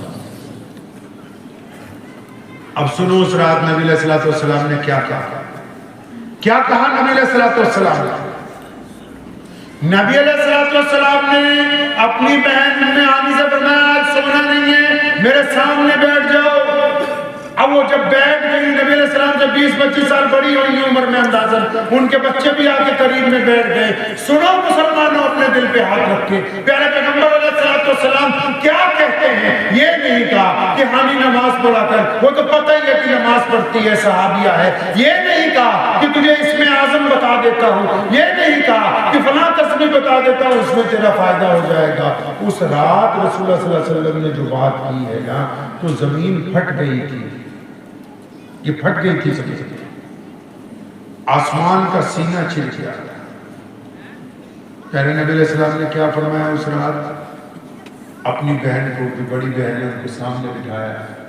تو پیارے پیغمبر علیہ السلام کیا فرماتے ہیں؟ فرماتے ہیں ہانی آپ کو تو پتہ ہے باجی، آپ مجھ سے بڑی ہیں، آپ کی عمر مجھ سے زیادہ ہے، اور آپ اچھی طرح جانتی ہیں کہ جب میں اپنی اماں سیدہ آمنہ کی کوکھ میں تھا تو میرے ابو جی سیدنا عبداللہ کا انتقال میری پیدائش سے 2 مہینے پہلے ہو گیا تھا. تو نبی علیہ السلام رونے لگے. فرمایا ہانی میں نے اپنے باپ کو نہیں دیکھا. تو بتا نا تو نے سیدنا عبداللہ کو دیکھا ہے. میرے والد حضرت عبداللہ کیسے تھے, ان کا چہرہ کیسا تھا, وہ گفتگو کیسے کرتے تھے, وہ بولتے کیسے تھے, وہ چلتے کہتے تھے. ہانی کہتی ہے کہ میری چیخیں نکلنے کو ہو گئی. یہ پیغمبر اعظم علیہ السلام فتح مکہ کے موقع پر جب اللہ نے اتنا بڑا درجہ دیا کہ بیت اللہ کو ان کے زیر نگین کر دیا ہے, تو آج کی رات یہ کہنے کی بجائے اس وقت سجدہ شکر ادا ہوگا یا دعوت کی جائے گی یا اونٹ اپنا کیے جائیں گے. آج کی رات نبی علیہ السلام نے اگر سب سے پہلے کسی کو یاد کیا تو اپنے والد محمود کو یاد کیا ہے. آپ بتاؤ, آپ کو کبھی کوئی خوشی ملتی ہے, کبھی نیا گھر لیتے ہو, کبھی اپنے بچے کی شادی کرتے ہو جن کے باپ نہیں ہے, کبھی یاد کرتے ہو اپنے باپ کو؟ کرتے ہو؟ نبی علیہ السلام کو ہانی نے کہا یا رسول اللہ صلی اللہ علیہ وسلم آپ کے والد اتنے خوبصورت تھے کہ ان کے چہرے پر آنکھیں نہیں ٹکتی تھی. اور فرماتی ہانی کی یا رسول اللہ صلی اللہ علیہ وسلم جب وہ چلتے تھے ایسا لگتا تھا کوئی شہزادہ چلا جا رہا ہو, اور جب وہ بولتے تھے ان کی آواز میں اللہ تبارک و تعالیٰ نے اتنی برکت رکھی تھی کہ لوگ رک جاتے تھے. اور ہو بھی کیوں نہ, جس کی پیشانی میں نبی علیہ السلام کا نور, وہ شخص کیسا ہوگا؟ سنو, نبی علیہ السلام نے اپنے والد کو یاد کیا. ہانی نے جب بتایا, نبی علیہ السلام نے اپنے والد کو یاد کر کے, ابھی گفتگو ختم بھی نہیں ہوئی, نبی علیہ السلام نے اگلی تار چھیڑی. فرمایا کیا ہانی تجھے پتا ہے جب میں چھوٹا تھا, میں ابھی 5-6 سال کا تھا, میری اماں, میری پیاری ماں سیدہ آمنہ کا انتقال ہو گیا. ہانی تو میری اماں کے بہت قریب رہی ہے, ان کی خدمت میں رہی ہے, میں نے اپنی ماں کو نہیں دیکھا, تو بتا نا سیدہ آمنہ کیسے. نبی علیہ السلام سمجھا رہے ہیں کائنات کے سارے لوگوں کو, اللہ کریم تمہیں جس مرضی درجے پر لے جائے, لیکن خوشی کے موقع پر پلٹ کے پھر ان کو یاد کرنا جو اس وقت تمہارے ساتھ تھے جب تمہارے ساتھ دوسرا کوئی تھا. ہماری ماں امی عائشہ رضی اللہ تعالیٰ عنہ نے ایک دفعہ مدینہ المنورہ میں اس دور میں جب خوشحالی کا دور تھا, نبی علیہ السلام کو بڑی ادب سے ایک بات عرض کی تھی, بڑی ہمت کے ساتھ, بڑی عاجزی سے, بڑی انکساری سے, بڑی آہستہ آواز میں کہا یا رسول اللہ صلی اللہ علیہ وسلم آپ کو خدیجہ کو بہت یاد کرتے ہیں. امی خدیجہ رضی اللہ تعالیٰ ہماری جو پہلی ماں ہے, جن کا انتقال مکہ المکرمہ میں ہو گیا, جنت المولا میں جن کا مزار ہے, جن کی بیٹی ہے سیدہ فاطمہ الزہرا. اب امی عائشہ رضی اللہ تعالیٰ نے مدینے میں کہا کئی سال 15-20 سال بعد, یا رسول اللہ صلی اللہ علیہ وسلم آپ خدیجہ کو بہت یاد کرتے ہیں. تو پیارے نبی علیہ السلام کی آنکھوں میں آنسو آ گئے. فرمایا عائشہ آج یہ بات کہی رضی اللہ تعالیٰ نے, دوبارہ نہیں کہنا. یا رسول اللہ صلی اللہ علیہ وسلم کیا ہوا؟ فرمایا عائشہ رضی اللہ تعالیٰ عنہ فرمایا کہ جب مکے کا ذرہ ذرہ میرا دشمن تھا, جب ابو جہل مجھے قتل کرنا چاہتا تھا, جب عتبہ اور ولید میرے مخالف تھے, اور جب ابھی ابو بکر اور عمر اور عثمان اور علی مرتضیٰ کو اس بات کی خبر نہیں ہوئی تھی کہ میں اللہ کا نبی ہوں, جب صرف مجھے پتا تھا, اور جب میں نے آ کے خدیجۃ الکبریٰ کو بتایا, فرمایا عائشہ وہ پہلی خاتون ہے دنیا کی جس نے مجھے حوصلہ دیا اور یہ لفظ کہے کہ پیارے رسول اللہ صلی اللہ علیہ وسلم آپ ہمت رکھیں, میرا رب آپ کو ضائع نہیں ہونے دے. نبی علیہ السلام نے زمینوں پر حکومتیں نہیں قائم کی. حاتم طائی کی بیٹی جب آئی محمد رسول اللہ صلی اللہ علیہ وسلم کے دربار میں, تو دور سے جب آ رہی تھی اس کا سر جو ننگا تھا. اب نبی علیہ السلام نے دور سے دیکھ لیا اس کا سر ننگا ہے, سر پر دوپٹہ نہیں ہے. ایک صحابی کو اپنی رحمت والی چادر اتار کے دی, فرمایا دوڑ کے جاؤ اس کے سر سے ڈالو. اب جب اس کے سر سے وہ چادر ڈالی اس کی آنکھوں میں آنسو آ گئے, کیونکہ وہ اس ارادے سے آئی تھی کہ نعوذ باللہ کچھ سوال کروں گی. حاتم کی بیٹی تھی نا, حاتم تو اللہ کا پسندیدہ بادشاہ تھا. پیارے نبی علیہ السلام سے چند سال پہلے اس کا انتقال ہو گیا, اللہ کا پسندیدہ بادشاہ تھا. تو جب قریب پہنچی تو صحابی کو کیا کہا نبی علیہ السلام نے فرمایا سن آج تو یہ کہہ دیا کہ وہ دشمن کی بیٹی ہے، کان کھول کے سن لو کہ بیٹی صرف بیٹی ہوتی ہے، چاہے وہ اپنی ہو یا پھر کسی غیر کی۔ اب جب حاتم کی بیٹی اپنے گھر گئی نا تو اس نے عدی کو کہا جو ان کے بھائی تھے، فرمایا عدی میں دیکھ کے آئی ہوں مدینہ میں تم جن سے بھاگ رہے ہو، خدا کی قسم وہ زمین پر حکومت کرنے نہیں آئے، وہ تو اللہ نے دنیا میں دلوں کا شہنشاہ بنا کے بھیجا ہے ان کو۔ عدی بن حاتم نے کیا کہا؟ کہنے لگے بہنا میں چلا تو جاؤں لیکن میں نے سنا وہ جس سے ملتے ہیں اپنی مسجد میں ملتے ہیں، اور میرا دل چاہتا ہے کہ جب میں ملوں تو ان کی کوٹھی پہ جاؤں، ان کے محل پہ جاؤں تاکہ میں دیکھ سکوں وہ رہتے کیسے ہیں۔ اب عدی اتنی بات اپنی بہن کو کہتے ہیں، اس کے کئی دن بعد مدینے جاتے ہیں۔ اچانک ایک دن نبی علیہ السلام مسجد نبی میں تشریف فرما ہے، عدی بن حاتم اندر آتے ہیں، نبی علیہ السلام دور سے دیکھ کہتے ہیں آ جا بھائی عدی، یار تیرا انتظار تھا، آ جا۔ اب عدی جو ہے گھبرا گئے۔ مجھ سے پہلے ایک شاعر یہاں شعر پڑھ رہا تھا کہ نبی کا جو مرتبہ ہے کیا ہے، یہ صرف اللہ ہی جانے۔ تو عدی بن حاتم جو تھے نا، جب نبی علیہ السلام نے کہا آجا بھی عدی تیرا انتظار تھا، فرمایا میں ایمانداری سے گھبرا گیا کہ نبی علیہ السلام کو تو میں نے ابھی کہا بھی نہیں کہ عدی بن حاتم تو مجھے جانتے ہیں، میں تو کبھی بھی نہیں۔ اب جا کے بیٹھے ابھی اس مسافہ بھی ہوا نہیں، فرمایا چل یار ابھی کھڑا ہو، تیرے ساتھ گھر میں بات ہوگی، یہاں بات نہیں ہوگی، یہاں نہیں ہونی بات۔ فرمایا 1 منٹ میں 2 جھٹکے لگ گئے، محمد رسول اللہ کو تو یہ بھی پتا ہے گھر دیکھنے آیا ہوں، مسجد میں نہیں بات کرنا چاہتا۔ فرماتے میں گھر جب گیا تو میں حیران رہ گیا کہ بس کھجور کے تنوں کے ساتھ تیار کیے گئے 2 کمرے ہیں، ایک ازواج مطہرات کے لیے، ایک مہمانوں کے لیے۔ نبی علیہ السلام نے بٹھایا کھجور کی چٹائی پہ، تازہ کھجوریں پیش کی، دودھ پیش کیا۔ عدی بن حاتم کہتے ہیں میں نے چند باتیں کی اور نبی علیہ السلام نے کہا عدی اب وقت ختم ہو گیا، آپ تشریف لے جائیں۔ کہتے ہیں میں نے نبی علیہ السلام کا دونوں ہاتھوں سے آپ کا ہاتھ مبارک پکڑا اور میں نے کہا یا رسول اللہ صلی اللہ علیہ وسلم آیا تو جانے کے لیے تھا، اب قیامت تک نہیں جانے والا، اب نہ جاتا تھا۔ وہیں پر کلمہ پڑھ کے محمد رسول اللہ صلی اللہ علیہ وسلم کی غلاموں کے اندر سب میں شامل ہو گئے۔ پیارے نبی علیہ السلام کے بارے میں عدی بن حاتم کہتے ہیں ادھر یہ بات آپ کو اس لیے سمجھا رہا ہوں کہ ہم جیسے نکھٹو لوگ جن کا علم بھی پورا نہیں ہے، وہ نعوذ باللہ جب 12 ربیع الاول کا مہینہ آتا ہے نا تو آدھے تقریر کرتے ہیں کہ نعوذ باللہ صلی اللہ علیہ وسلم کے پاس علم غیب تھا کہ نہیں تھا، اور آدھے تقریر کرتے ہیں کہ علم غیب تھا تو کیسے تھا۔ کچھ چیزیں اپنی اوقات سے باہر ہوتی، اس کا ذکر نہیں کیا کرتے، کیونکہ ڈاکٹر اچھا کون ہے ڈاکٹر بتائے گا، انجینئر اچھا کون ہے انجینئر بتائے گا، نبی کا درجہ کیا ہے وہ صرف ایک نبی بتا سکتا ہے۔ اور میرے محمد رسول اللہ صلی اللہ علیہ وسلم جب کائنات میں آئے سب نبی جا چکے تھے تو اللہ نے یہ ذمہ داری اپنے اوپر لے لی۔ نبی علیہ السلام کا درجہ پھر اللہ نے قرآن پاک میں بیان کیا، صاحب خلق عظیم کہا، طٰہٰ کہا، یاسین کہا، مدثر کہا، خاتم النبیین کہا، رحمت للعالمین کہا۔ اللہ نے خود لے لیا یہ درجہ کہ ہم بتائیں گے کہ محمد رسول اللہ صلی اللہ علیہ وسلم کون ہے، یہ تمہارے بس کی بات نہیں۔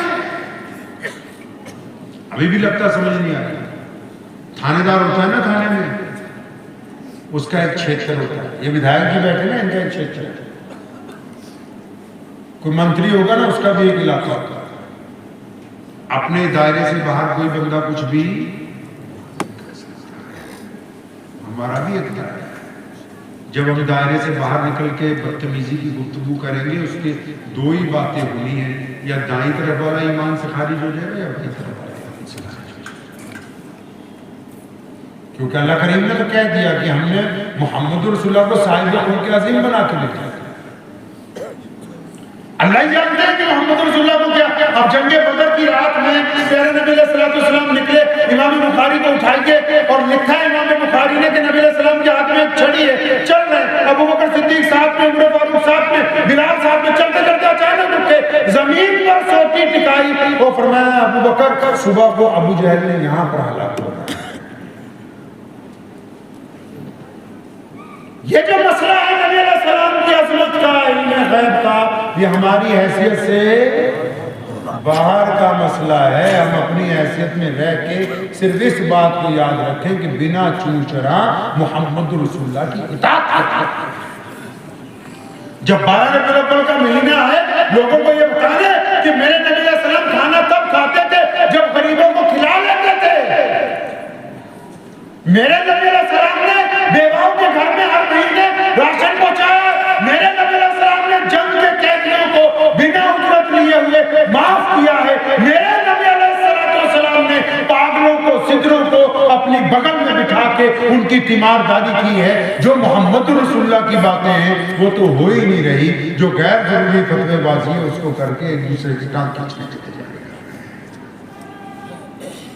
پیارے پیغمبر علیہ السلام ہم سے کیا چاہتے ہیں؟ نبی علیہ السلام کا دنیا کے نام کیا پیغام ہے؟ 2 لفظ پیغام محمد رسول اللہ نے دیا. اطمینان سے اس بات کو سمجھیے.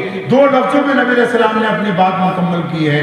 صحابہ نے پوچھا تھا یا رسول اللہ کرنا کیا ہے؟ فرمایا ایک رب اور میری رسول کی، یعنی ایک رسول اور ایک رب کی، ایک رب اور ایک رسول کا کہنا مانو. پوچھا صحابہ نے یا رسول اللہ پھر؟ فرمایا بس دنیا کے سب لوگوں کو برابری کرنا چاہتے ہیں. یہ ہمارا مقصد ہے. یہ ٹینٹ لگایا، لاؤڈ اسپیکر لگایا، اسٹیج لگایا، آپ کو بھی بٹھایا. اگر یہ سب کچھ لگتا، آپ سب نہ آتے تو اس کا مقصد پورا ہو سکتا؟ آپ سب آتے، ادھر والے نہ آتے تب بھی مقصد پورا ہوتا؟ پتہ یہ لگا یہ ضروریات ہے. اگر یہ ٹینٹ یہاں لگاتے، ایسی بات کرتے تب بھی مولویوں سے پوچھو نماز کی نیت یہاں باندھو تب بھی نماز ہو جاتی ہے، یہاں باندھو تب بھی، یہاں باندھو.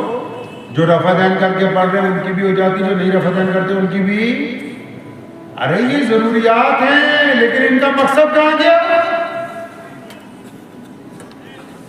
نبی علیہ السلام کا مقصد ہے کہ ایک رب اور رسول کی اطاعت کرو اور دنیا کو برابری کا درجہ دو. اب یہ تو بہت بڑا مقصد تھا. ابھی لوگوں کو برابری کا درجہ دینا ہے، لوگوں کے اندر انصاف قائم کرنا ہے، محبتیں بانٹنی ہیں، غریبوں مسکینوں کا ساتھ دینا ہے. اب اس مقصد کے لیے اچھے لوگوں کی ضرورت تھی تو اللہ کریم نے نماز، روزہ، حج، زکوٰۃ یہ ضرورت کے طور پر ہمیں دے دیے کہ یہ والا اگر کام کرو گے تو تم اپنے مقصد تک پہنچ جاؤ.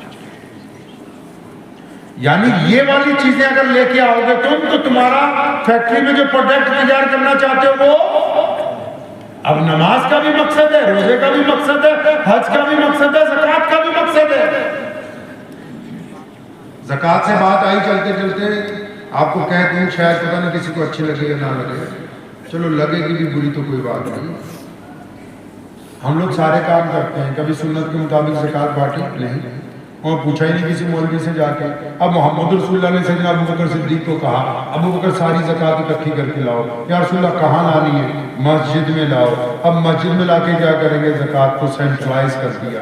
اب زکوٰۃ کا کیا کرنا ہے؟ اجی پہلے مسجد کے دائیں بائیں دیکھیں گے کتنے غریب ہیں، کتنی بیوائیں ہیں، کتنے یتیم ہیں، کتنے محتاج ہیں، کتنے ضرورت مند ہیں. ہم نے تو باہر والوں کو لاکھوں روپے دے دیے، ہمارا بھائی تو آج بھی غریب ہے. ہمارے محلے کی بیوہ تو آج بھی مسکین ہے. ہمارے محلے کا قرضدار تو آج بھی سود کے پیسے نہیں چکا پاتا.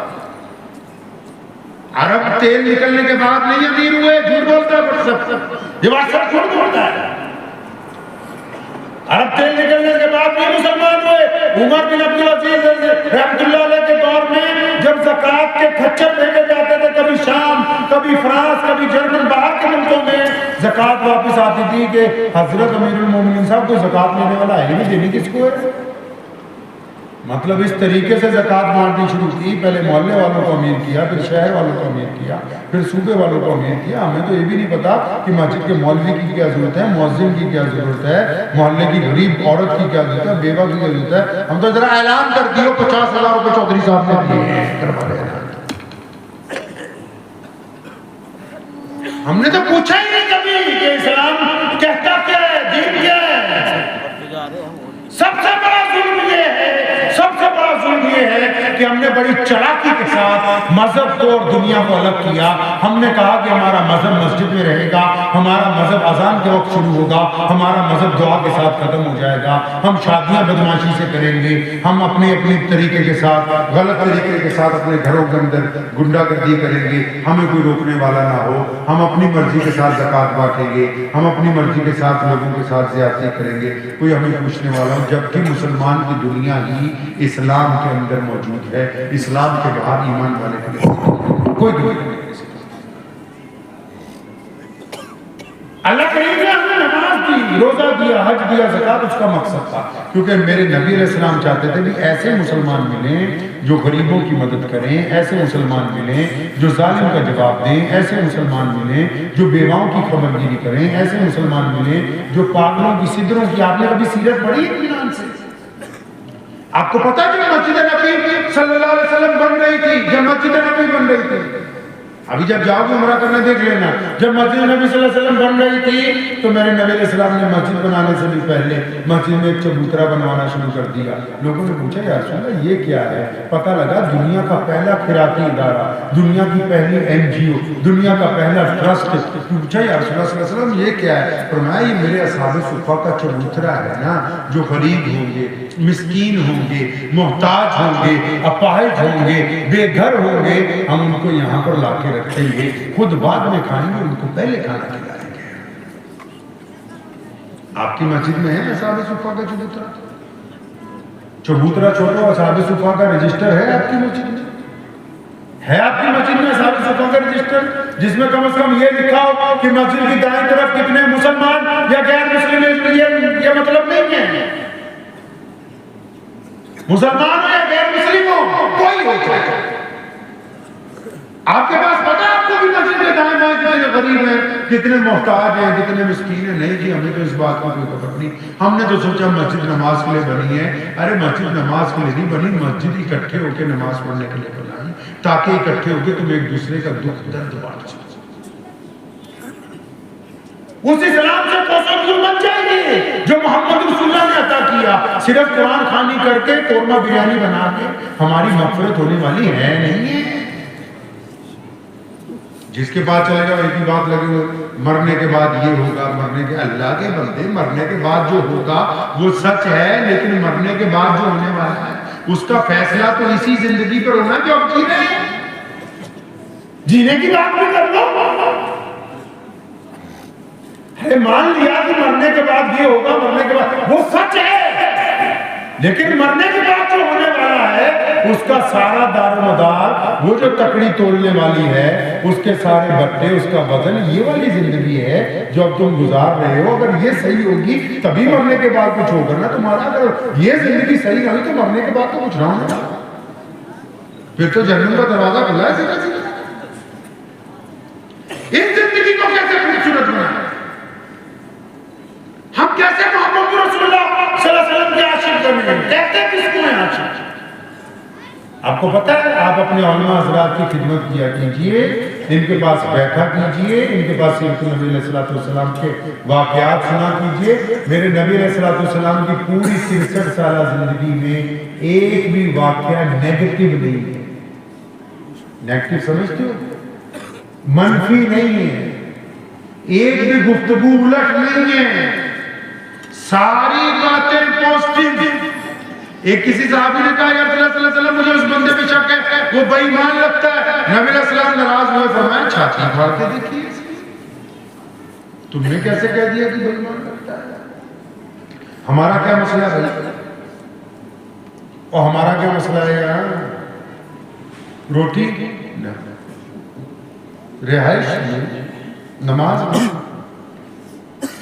ہماری مسجد میں، ہمارے گھر میں، ہماری سیاست میں، ہمارے کاروبار میں ایک ہی مسئلہ پھنسا ہوا ہے کہ ہم سب لوگ منفی سوچتے ہیں، نیگیٹو سوچتے ہیں، الٹا سوچتے ہیں، کسی کے متعلق اچھی رائے کرتے ہیں. اور آپ سمجھتے ہیں چھوٹی بیماری ہے؟ چھوٹی بیماری نہیں ہے. اس کی وجہ سے اللہ کی مدد رک جاتی ہے، اس کی وجہ سے انسان بیمار ہو جاتا ہے، اس کی وجہ سے کاروبار کے رشتے ٹوٹ جاتے ہیں، اس کی وجہ سے خونی رشتے علیحدہ ہو جاتے ہیں، اس کی وجہ سے ایک صف میں کھڑے ہونے کے باوجود دل آپس میں نہیں ملتے، اس کی وجہ سے غیبتیں ہوتی ہیں، اس کی وجہ سے حسد ہوتا ہے۔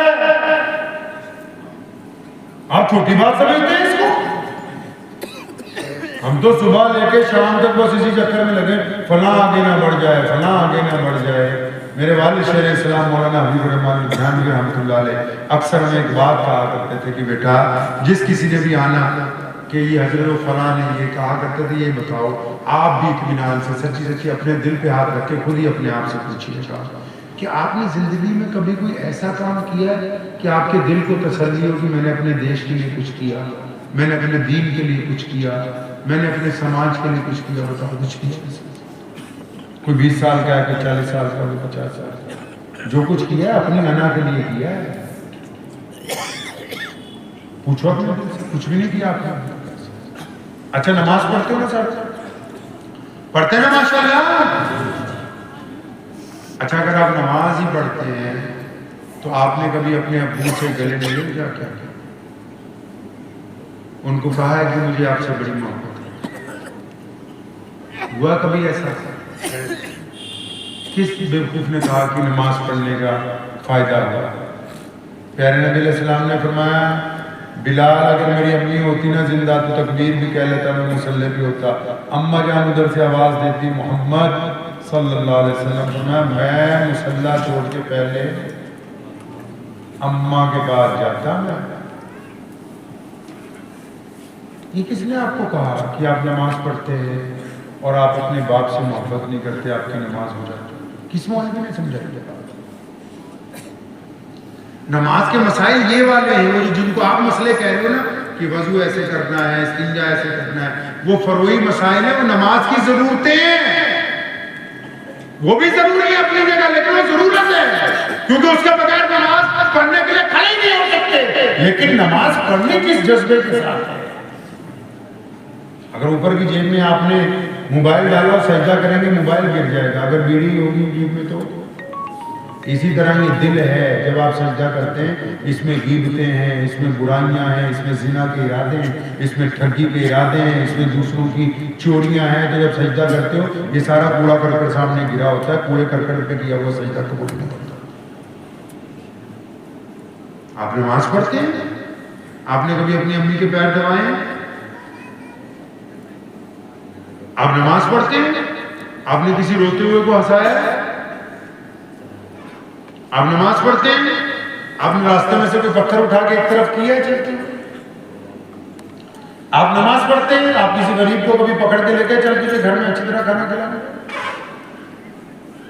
آپ نماز پڑھتے ہیں نا؟ آپ نے کسی ننگے کو کپڑے پہنائے ہیں؟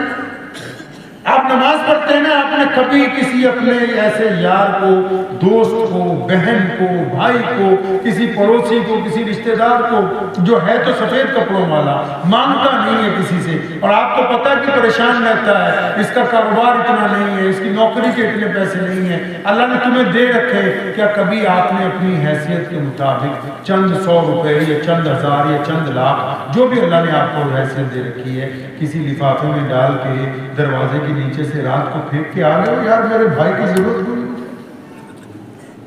پتہ لگے کچھ ایسا کرتے ہو؟ آپ کا کوئی پڑوسی، کوئی ہندو بھائی، کوئی سکھ، کوئی عیسائی، کوئی دلت، کوئی بودھی، وہ پریشان ہے، آپ آرام سے مرغے قورمے کھا رہے ہو، آپ کبھی اس کو پوچھنے گئے؟ آپ نماز پڑھتے ہو نا؟ آپ تو کہتے ہیں ارے نمازی تو وہ ہوتا ہے نا جس کے دل میں اللہ کی خلقت کے لیے رحم ہوتا ہے، جس کے دل میں اللہ کی مخلوق کے لیے رحم نہیں، وہ نمازی ہوگا کس طرح؟ امام غزالی رحمۃ اللہ علیہ کا انتقال ہوا، کسی بزرگ کی خواب میں آیا، پوچھا غزالی اتنے قرآن کی تفسیر لکھی، اتنی حدیثیں لکھی، غزالی اللہ نے تو جاتی معاف کر دیا ہوگا؟ فرمایا نہیں، حساب ہوا۔ اچھا غزالی کس بات پر معافی ملی؟ فرمایا ایک دن بیٹھا حدیث لکھ رہا تھا، قلم جب ڈبویا میں نے دوات میں، جب نکال کے رکھا کاغذ کے اوپر تو اس میں پانی کا جو بلبلہ بنتا ہے، تو اتنی دیر میں ایک مکھی اڑتی ہوئی آئی، وہ سیاہی کے پانی کو پینے لگی، گرمی تھی، تو غزالی کہتے ہیں میں نے اپنا قلم روکا کہ اللہ کی مخلوق ہے یار، پانی پی لینے میں اس کو اڑانے سے کیا فائدہ، تو وہ پانی پی کے چلی گئی۔ تو اللہ نے فرمایا، اللہ نے پوچھا مرنے کے بعد غزالی وہ اس دن جو تم نے مکھی نہیں اڑائی تھی نا، تو بتا تو صحیح وہ مکھی وہ مکی تو تیری تعریف نہیں کر سکتی تھی، وہ کسی کو جا کے نہیں بتا سکتی تھی کہ غزالی نے میرے ساتھ بڑی نرمی کی ہے، پر میں یا اللہ آپ کی محبت میں کہ آپ کی مخلوق ہے، میں آپ کی مخلوق سے محبت کرتا ہوں، پر میں اچھا جو میری مخلوق سے محبت کرے تو پھر میں اس کو معاف نہ کر دوں۔ ہماری بیماری ہے، اس کو سمجھ لیجئے اطمینان سے۔ یہ اس علاقے میں کئی 100 کلومیٹر تک یہ تکلیف پائی جا رہی ہے کہ ہم انا پسند ہو گئے، ہم ایک دوسرے کو برداشت نہیں کر رہے، ہم ایک دوسرے کو نیچا دکھانا چاہتے ہیں۔ اب آپ کو پتہ نہیں میری یہ بات اچھی لگ رہی یا نہیں لگ رہی، لیکن حقیقت یہی ہے، حقیقت یہی ہے۔ اور قرآن نے کہا وَاعْتَصِمُوا بِحَبْلِ اللَّهِ جَمِيعًا، اللہ کی رسی کو مضبوطی سے پکڑو، لیکن اس سے آگے اس سے بھی باکمال بات کہی، فرمایا آپس میں لڑنا نہیں، وَلَا تَفَرَّقُوا، فرمایا آپس میں مت لڑنا ورنہ تمہاری ہوا نہیں بیٹھ گی۔